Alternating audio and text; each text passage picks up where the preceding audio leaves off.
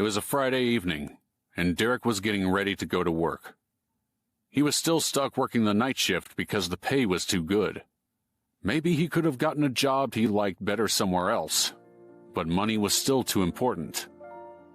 No matter how many times Carl said he wanted a small ceremony, Derek told him not to be cheap. But it's only a ceremony. The real thing's spending the rest of your life with someone, Carl had said. We haven't had a ton to celebrate in our lives, Carl. I want you to have the kind of wedding you deserve. You've overcome too much shit to cut corners in the best parts of your life. You've always been such a romantic, dude. Carl had laughed and punched Derek's arm. Yeah, romantic. Sure, right. But Derek meant it when he said he wanted Carl to have everything good in this world.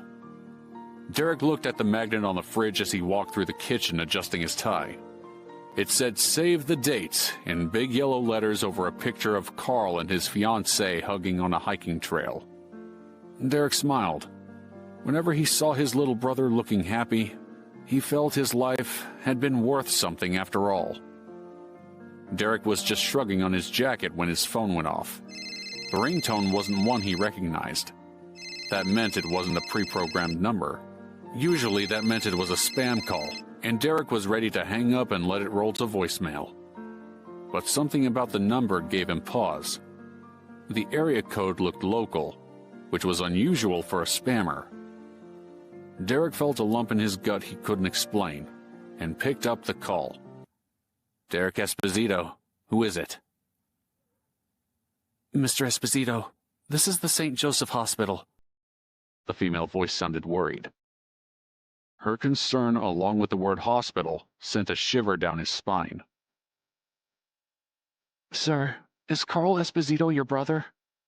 She asked. Derek could almost hear her biting her lip. She was seriously worried.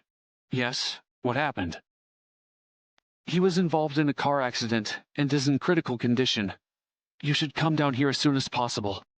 The doctors need you since you're his healthcare proxy, and the patient is unconscious. A car accident? Derek rushed out the door and looked for a cab on the street. How the hell is that possible? We don't even own a car. What the hell happened? I'm sorry, I'm not at liberty to say. The doctors will explain. Derek hung up on her. He had no time for talk, only for a goddamn cab. Every second in traffic was torture.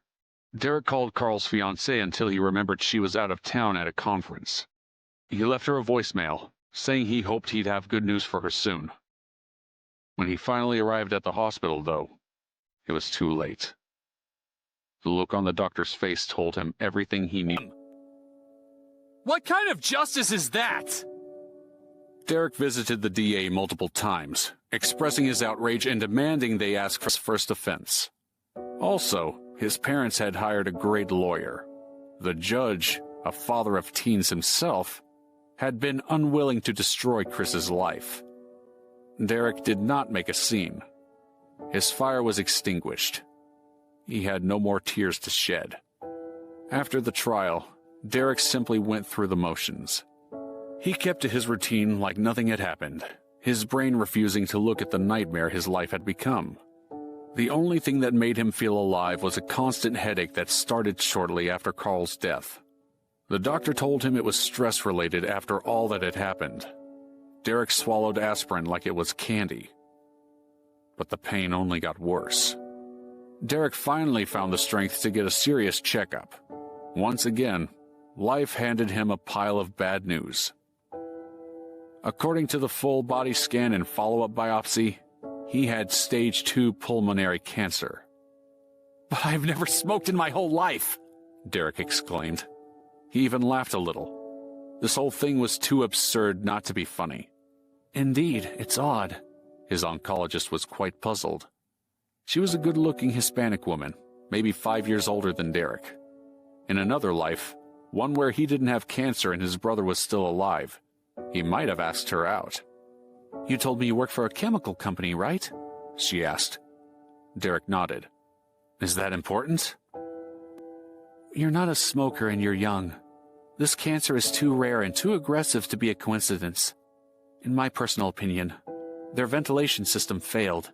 You and God knows how many more people have been breathing poison for quite some time. But we wear masks whenever we work with chemicals. I can only speak for myself, but I follow the safety protocols to the letter. My colleagues are always teasing me for it. Derek remained in stunned disbelief. Maybe the masks are cheap pieces of junk. It wouldn't surprise me. These corporate scumbags only care about their profits. They'll cut corners wherever they can, no matter who it impacts.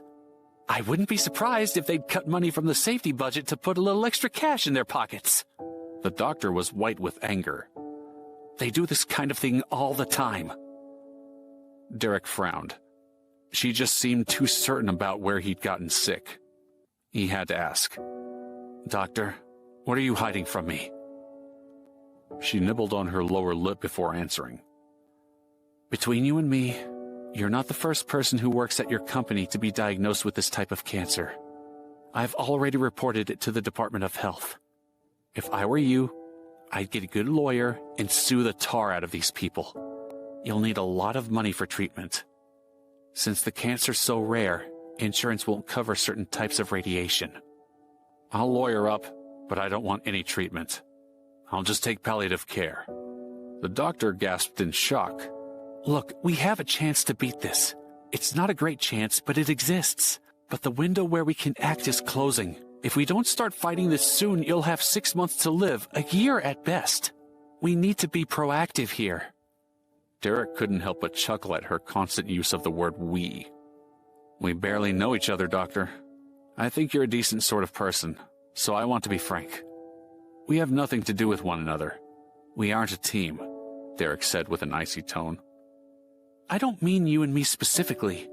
We as in the hospital. Your family and friends." "What friends? I have no family, no loved ones. My little brother's ashes are all I've got left. I could die tomorrow and no one would notice. Do you think I'm desperate to stick around this place? I think you're young and could have a long life ahead of you. I think it's far too soon for you to give up." "I'm not giving up, Doc. The universe finally showed me a scrap of mercy, and I'm taking it." They parted on bad terms. The doctor could not understand why anyone Derek's age would choose to die. After he left the hospital, Derek called his old lawyer and explained everything. He was fond of Mr. Thompson. That guy had made the best years of Derek's life possible. They would still send each other Christmas cards. Mr. Thompson said the Esposito brothers were two of his all-time favorite clients. Thompson had more gray hair than brown now, but he was still world-class. "I can get you a fat settlement if you agree not to take this to court. But are you sure you don't want to try to get better?" "No offense, man, but you're the closest thing to a friend I've got in my life. That's too depressing." "You know how to make a guy feel valued," the lawyer grumbled. Thompson did what he'd promised and got Derek a sizable amount of cash. Derek quit his job and started spending his money without care. He went to all the fancy restaurants he'd always wanted to try, bought the clothes he'd always dreamed about, and only ate his favorite foods for breakfast, lunch, and dinner. He took trips to the beach or the mountains, booked fancy hotels, and lived exactly the way he wanted to live. If these were the last 6 months of his life, he was going to make the most of them. When Derek wasn't living the high life, he spent his days playing video games and visiting Carl's grave. He started drinking a lot. He was counting down the days to death with enthusiasm. Then, exactly 1 month after his diagnosis, he had an epiphany.